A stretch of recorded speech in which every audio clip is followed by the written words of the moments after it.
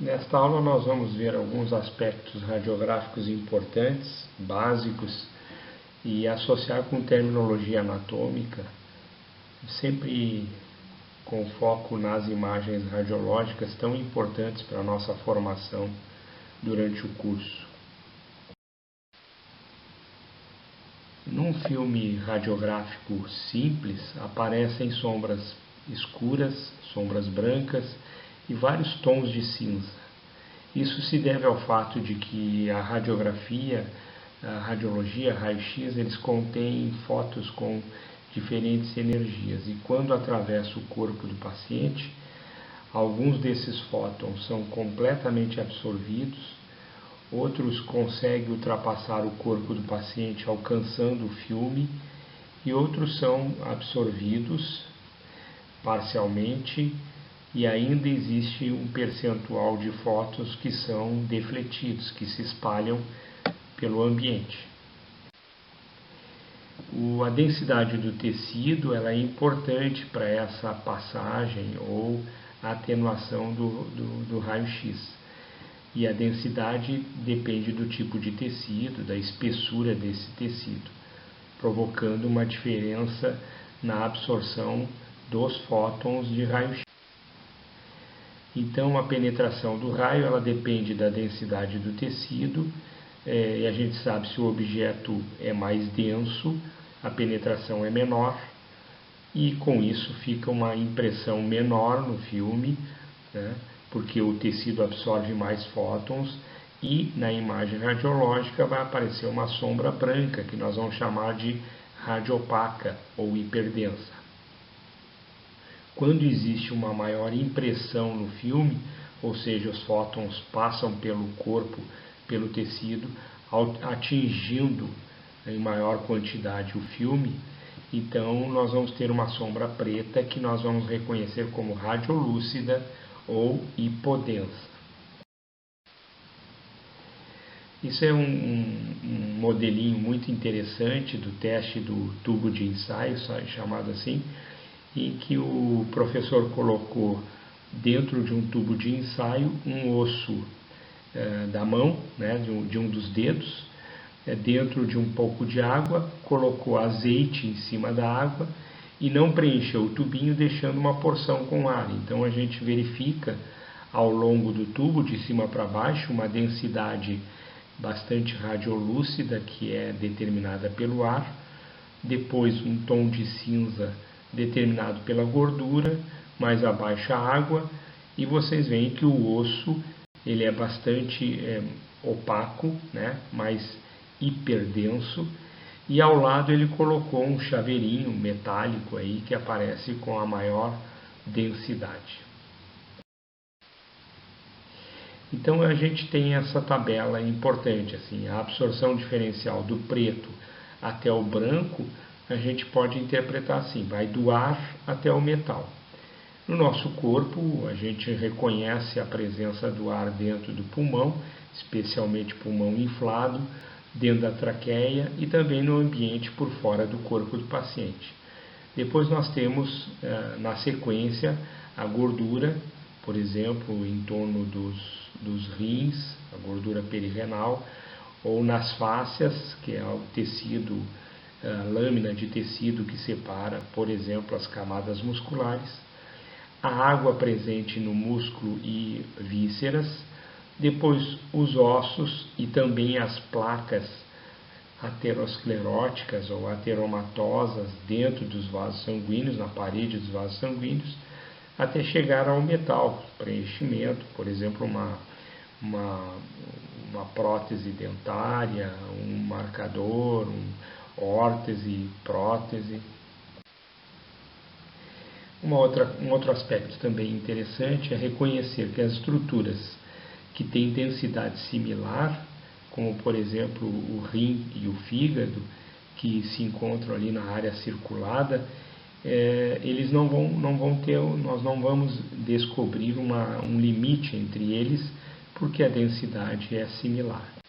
No entanto, se a gente comparar tecidos com diferentes densidades, como acontece aqui, a junção, a aproximação de fígado e intestino, Como nós temos o ar dentro do intestino, então o limite entre eles fica bem nítido.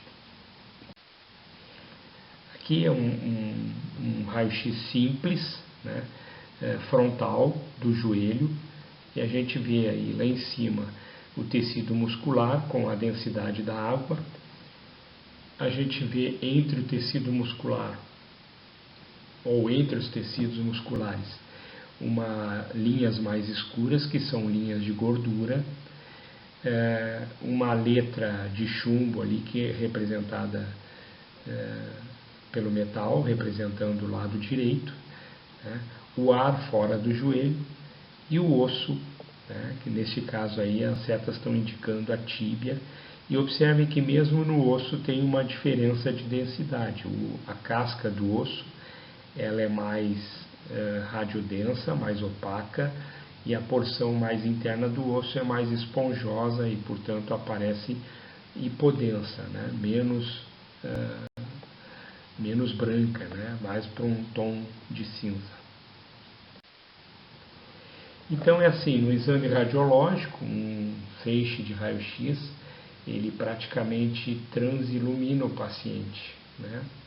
Como a gente vê aqui, a articulação sacroiliaca, indicada pelo número 1, aparece como uma linha mais escura, porque é um tecido fibroso que está associando o osso do quadril com o osso sacral. Então vai aparecer mais radiolúcido e os ossos mais radioopacos. O tecido na sínfise púbica, na altura do número 2, também é uma cartilagem fibrosa, por isso o tecido aparece mais escuro. Um tecido mais denso que a sínfise púbica, evidentemente o osso ao lado e a própria prótese do quadril, apresentada por esse paciente, e um menos denso é a parte escura dentro da pelve, onde a gente tem as vísceras, ou em torno do fêmur, onde tem a massa muscular, ou mesmo fora da coxa, fora do quadril do paciente, onde a gente tem o ar ambiente. Logicamente, nesta imagem, o achado mais denso é a prótese, né, que é uma prótese metálica. A gente vê a cabeça da prótese no lugar da cabeça do fêmur, parafusos, e ainda uma haste que penetrou a diáfise, né, o eixo do fêmur direito. Um órgão denso, ele produz uma área relativamente transparente no filme, que a gente popularmente chama de área branca, né? E isso acontece porque chegam menos raios na emulsão do filme, né? Em radiologia, uma substância pouco densa, ela é chamada radiolúcida, e uma muito densa é chamada radiopaca.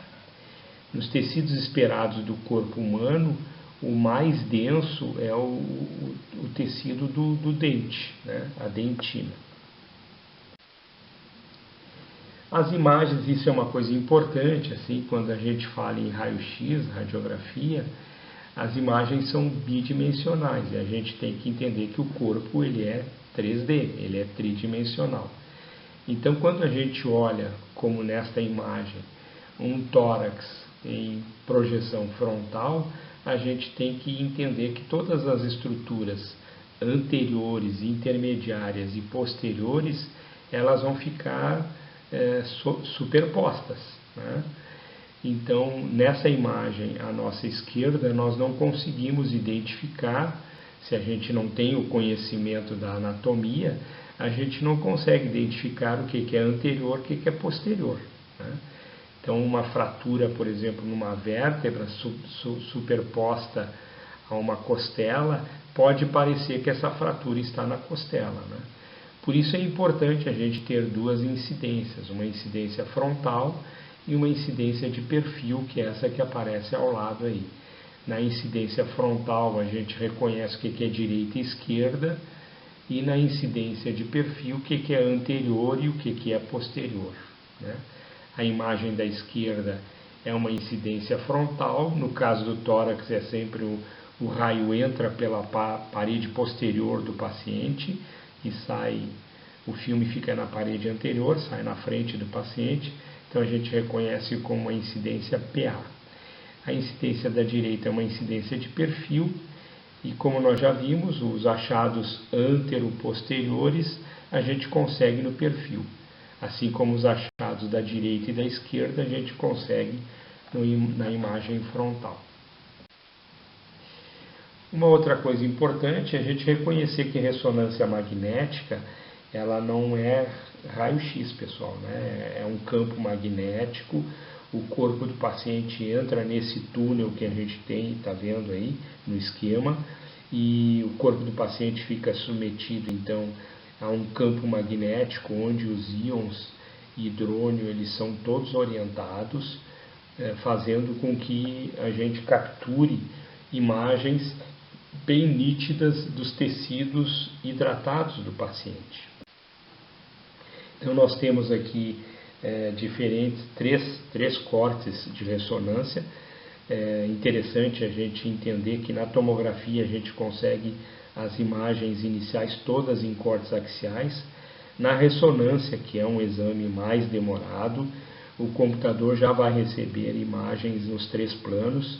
Na letra A, o plano coronal ou frontal. Na letra B, um plano axial. Na letra C, um plano sagital da mesma paciente.